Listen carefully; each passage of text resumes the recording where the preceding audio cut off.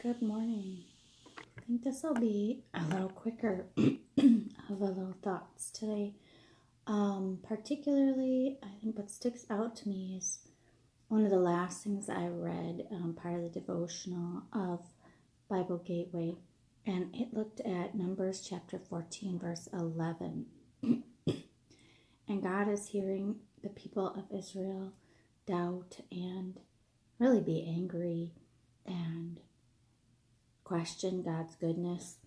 And they actually say in chapter 14, they wanted to pick a different leader and go back to Egypt. So Moses wasn't pleasing them.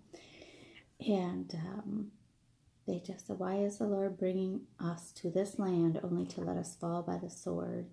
Our wives and children will be taken as plunder. Wouldn't it be better for us to go back to Egypt?" If only we had died in Egypt is how that starts in chapter 14. And it just goes to show, for all of us, but for the people of Israel too, God had taken them so far out of Egypt, out of being slaves. He had walked with them for 40 years in the desert. Actually up to this point, he hadn't gone in the desert yet, but he's going to. He had taken them up to the promised land, though. They had seen how he'd taken care of them during the time they were wandering. And then they sent the spies into Canaan to explore it, like God said. And the spies said, "No, we can't do it. That's too hard for us. These people there are too big for us to be able to handle." And so I think it's that attitude too. And out of there were 12 spies, and 10 of them agreed that mission of taking over that land would be too much. And only Caleb and Joshua said, "What are you guys thinking? Well, we have watched what God has done. He can do anything, and we're on his side. So if God is for us, who can be against us?" Not in those words, but that idea of faith. And then the idea of the unbelief, the doubt, was more strong than the spies, or the two spies who believed their faith. So then God hears all their complaining, and that's where chapter 14 of Numbers, verse 11, the Lord said to Moses, "How long will these people treat me with contempt? How long will they refuse to believe in me in spite of all the miraculous signs I have performed among them?" So I just have to recognize God has continually blessed and taken care of me and my family, that he does miracles that I can't see, but I know he's protected. He's done miracles that I can see of times that he's protected me. And so who am I to ever say, "God, you're not there, you're not helping, you're not real," or "I don't believe you can get me through whatever it might be," because he's shown me time and again, even in his word, that nothing is impossible for him. And whatever mission he has me in front of, I can do with his strength, as I know it's from his strength. And so the devotion was about that. It was really good. It was about unbelief, and kind of talks about, when don't you trust people? And it's probably when they've shown you that they don't keep their word, or that they don't have your best interest, or maybe even that they can't keep their promises. And so the devotion said, when we don't trust God, when we accuse him of wanting bad for us or not wanting good for us, or not being real, it says the mistrust, that mistrust is needless and foolish and unwarranted. And I really liked that. Like, you can doubt if you want, but it's not warranted. So there are times when I might doubt people, or get cynical, or get scared, and it's feelings, but it may be just not necessary, unwarranted, needless, foolish, a waste of my energy. And the way it is with God is, there's never a reason to doubt his goodness. Not only has he showed it to us just in what we see in nature, what we see in life, but what we have seen as he gives us all his words about he was willing to give up his own life for us.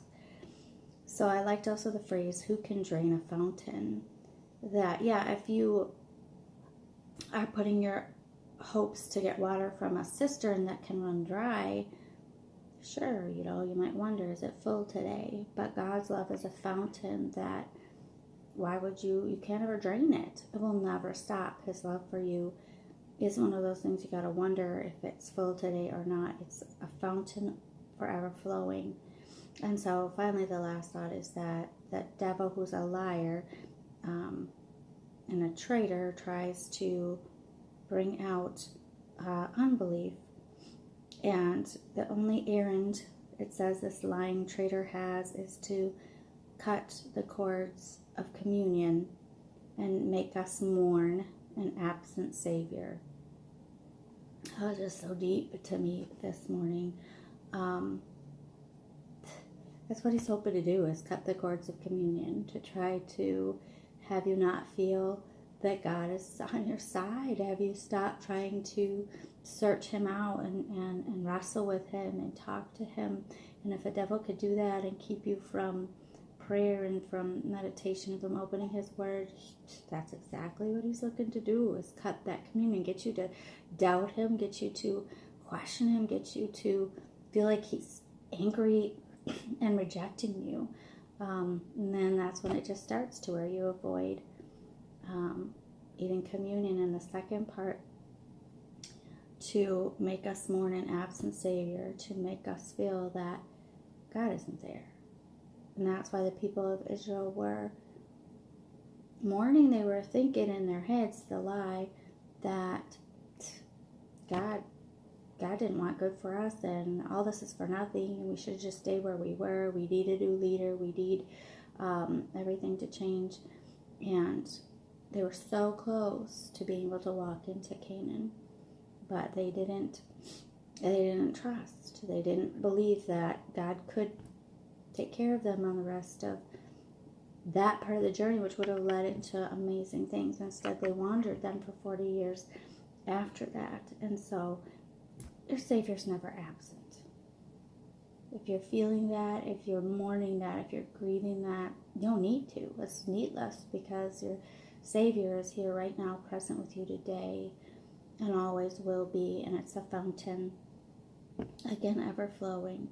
So another quote was, unbelief has as many lives as a cat. It's going to come back at you. I think that's from Bunyan again, from the devotion. Yeah, the unbelief will try to come back, but keep rebuking it. Send it away. Get rid of those lives. Eventually, in heaven, we won't have any belief anymore, but expect it, but also refute it with the truth, because the truth is stronger than a lie. And stay with the truth today. Thanks for listening. Have a great day.